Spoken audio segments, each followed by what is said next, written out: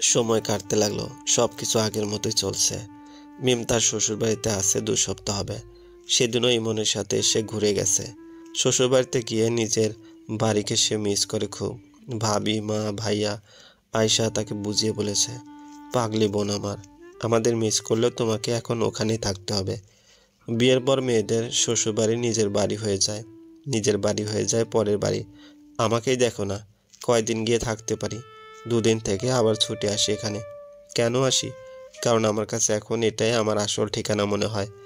মিম মুখ গোমরা করে বলল, কিন্তু ভাবি, তোমাদের ছেড়ে আমি কখনো কোথাও গিয়ে থাকিনি। আমারও বাড়িতে ভালো লাগে না। এটা বললে কি হবে? ইমন আছে তো তোমার সাথে, ওর সাথে তোমার সব কথা শেয়ার করবে। তোমার শাশুড়িও তো ভালো মানুষ, ওনাকে নিজের মায়ের মতো ভালোবাসবে। তাহলে দেখবে উনিও তোমাকে নিজের মেয়ের মতোই আদর করবে। ও বাড়ির সবাই ভালো ভাবি, সবাই আমাকে ভালোবাসে। ইমন, আমার শ্বশুর শাশুড়ি, দিয়া, সবাই আমার অনেক খেয়াল রাখে। তাহলে সমস্যা কি?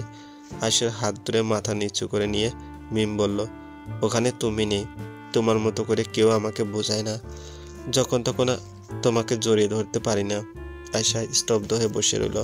এই মেয়েটা তাকে এত ভালোবাসে, নিজের মা ভাইয়ের থেকেও তাকে ভালোবাসে। মিম বলে যাচ্ছে, তার উপর আমার চিন্তা হয়। মা তো তোমার সাথে সব সময় ঝগড়া করে, কখনো ভালোভাবে কথা বলে না। আমি এখানে থাকলে তো মাকে চুপ করাতে পারি, নইলে তো মা বক বক করতেই থাকে। বহু কষ্টে চোখের জল আটকে রাখলো আয়শা। হালকা গলায় বলল, মা আমার সাথে কেন এমন ব্যবহার করেন জানো? আমি যেন ওনার কথা সহ্য করতে না পেরে ওনার উপর রাগ করে বাড়ি থেকে চলে যাই। বাবা মার কাছে গেলে ওনারা আবার আমার বিয়ে দিবেন। আমি আবার নতুন করে জীবন শুরু করব, সংসারী হব, স্বামী ছেলে মেয়ে নিয়ে সুখে থাকব। মা এটাই চান। মা এই কথা কখনো সরাসরি বলতে পারেন না, তাই আমার সাথে ওরকম বাজে আচরণ করেন। চোখ বড় বড় করে অবাক হয়ে চেয়ে রইল মিম। মা আমাকে সুখী দেখতে চান বলে আমাকে কষ্ট দেন, কিন্তু বিশ্বাস করো, ওনার আচরণে আমি এতটুকু কষ্ট পাই না মিম, বরং মানুষটার জন্য আরো বেশি মায়া লাগে। আমাকে কাছে রাখার ইচ্ছা থাকলেও উপায় নেই, আবার জোর করে দূরে সরিয়ে দেওয়ারও ক্ষমতা নেই। মিম বুঝলো, মেয়ে হয়ে সে মায়ের মন বুঝতে না পারলেও ভাবি ঠিকই বুঝেছে। এতদিন সে শুধু শুধু মার উপর বিরক্ত হয়ে এসেছে। মা তো ভাবির সুখের কথা ভেবেই তাকে বাপের বাড়িতে পাঠিয়ে দিতে চেয়েছে। ভাবি এখানে থাকলে বাকি জীবনটা বিধবা বেশে পার করে দিবে, আর বিয়ে করবে না। মা কতদিন বেঁচে থাকবে? ছোট ভাইয়া বিয়ে করলে তারও সংসার হবে, সে তো বিয়ে করে অন্যের বাড়ি চলেই গেছে। ভাবির তখন কেউ থাকবে না, একা হয়ে পড়বে পুরোপুরি। ভাইয়ার স্মৃতি আঁকলে ধরে সারাটা জীবন কাটানো মুশকিল হয়ে যাবে। শেষ বয়সে কাউকে না কাউকে পাশে লাগবেই। মিমের বিয়ের 1 মাস হয়ে গেছে। আয়শা বড় চাচাকে দেখতে বাবার বাড়ি গেছে। মাকে খুব দেখতে ইচ্ছে করছিল, তাই মিম ইমনকে বলে একাই চলে এসেছে। জমিলা ঘরে শুয়েছিলেন। মিম এসে ঘরে ঢুকলো, ডাকলো, মা। মিমের গলা পেয়ে উঠে বসলেন তিনি। ব্যস্ত হয়ে বললেন, কখন আইলি তুই? জামাই কই? এই ভর দুপুরে কেন আইলি মা? এই সময় কোথাও যাওয়া ঠিক না, নতুন নতুন বিয়া, তোর খারাপ বাতাস লাগবো। মার পাশে বসে মিম বলল, তুমি কেমন আছো মা? আমি তো ভালাই আছি। আমার আবার কি হইব? কিছু না, কাল রাতে খারাপ একটা স্বপ্ন দেখেছি, তখন থেকে মনটা কেমন করছিল। জামাই কই? ও আসেনি, কাজ আছে, রাতে আসবে বলেছে। হাই হাই, একলা আইসস তুই? কি সর্বনাশের কাণ্ড! অত অস্থির হয়ে না তো, আব্বা আম্মাকে বলে এসেছি। ইমন বলেছিল দিয়াকে নিয়ে আসবে, কিন্তু আম্মাও দেয়নি। বিয়ের আগে নাকি স্বামীর বাড়ি যেতে নেই, আব্বা গাড়িতে তুলে দিয়েছে। আমাদের গেটের সামনে এসে নেমেছি। হাঁপ ছেড়ে বাঁচলেন যেন তিনি।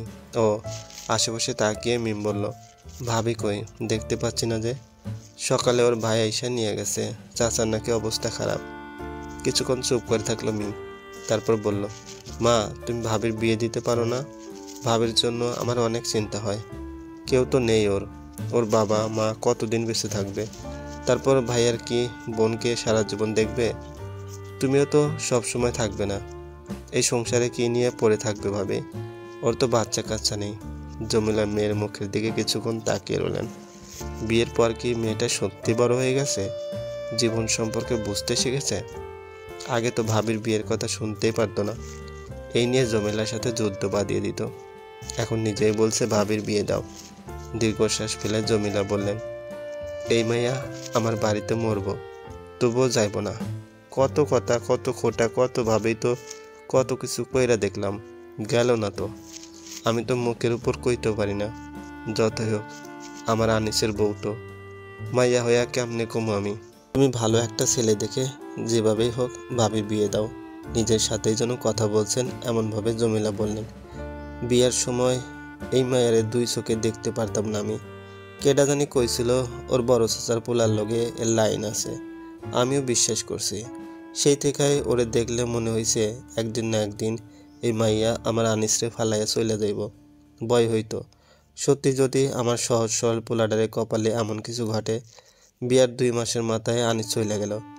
1 মাস দেখলাম, 2 মাস দেখলাম, মনে মনে ভাবতাম এই বুঝি ওই পোলা আইব আর আইসা ওর হাত ধরে চলে যাইব। দেখতে দেখতে 1 বছর গেল। ওই পোলা আইব তো দূর, আইসাই বাপের বাড়ি যাওয়া কমাইয়া দিল। 2 বছরের মাথায় ওর বাপ মার নিতে আইলো, ও গেল না, বাপ মারে ফিরাইয়া দিল। ওর উপর আন্তাজে সন্দেহ করছি। প্রথম কয়টা দিন ওর চোখের দিকে তাকাইতে পারি নাই, নিজেরে ছোট মনে হয়েছে। যখন বুঝলাম এই মায়ার মন আসমান সমান, তখন ভাবলাম এ কেন আমার কাছে পড়ে থাকবো, ওরে কি দিতে পারবো আমি। তখন শুধু করলাম। প্রতিটা দিন আমার তিতা কথা সহ্য করলো, যা তা কইছি, কোনোদিন উত্তর দেয় নাই, আমার উপর বিরক্ত হয় নাই। তুই নিজের মাইয়া হইয়া ঝগড়া করতেছিস, ও করে নাই, ও আমার কষ্ট বুঝছে। আমি কেন এমন করি এটা বুঝছে। এই মায়েরে নিজের থেকে দূরে সরানোর সাধ্য আমার নাই, আবার কাছে রাখবার মতো উপায়ও নাই।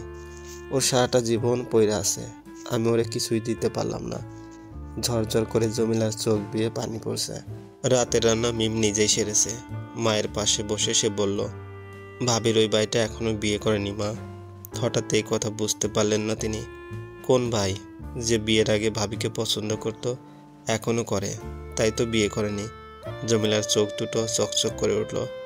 ওই পোলা এখন কই আছে? আর্মিতে চাকরি করে। আর্মি? ভালো। ও সত্যি বিয়ে করে নাই? না মা, সে এখনো ভাবির অপেক্ষাতেই বসে আছে। যে তোমার কানে কুটনামি করেছিল সে ঠিকই বলেছিল, ছেলেটা সত্যি ভাবিকে পছন্দ করত। ভাবি করতো নাকি জানি না, করলে হয়তো এত তাড়াতাড়ি সব ভুলে গিয়ে ভাইয়ের সাথে সংসার করতে পারতো না। আর ভাইয়ের সাথে 2 মাসের সংসারের স্মৃতি আঁকড়ে ধরে 2 বছর এখানে পড়ে থাকতো না। কবে ওই ছেলের কাছে চলে যেত। ওই পোলার চাওয়াতে জোর আছিল, তাই আল্লাহ ওরে আরেকটা সুযোগ দিছে। আমার আনিস তো দুনিয়ায় নাই। ওই পোলার হাতে আমি আমার বৌমারে তুইলা দেবো। মন থেকে 2 জনের দোয়া করে যাবো, আল্লাহ যেন ওদের 2 জনের শেষ নিঃশ্বাস পর্যন্ত এক রাখে। মায়ের দোয়া আল্লাহ ফিরাইয়া দিব না। মায়েরটা দুনিয়া থেকে একটু সুখ করে যাক, তাই হবে মা।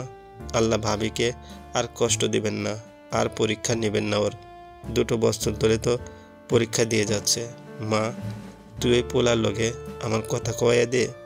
দেব মা, দেব। তুমি শুধু ভাবিকে মানিয়ে নিও। ভাবির সুখের দিনের কথা ভেবে মিমের ঠোঁটের কোণে হাসি ফুটে উঠেছে।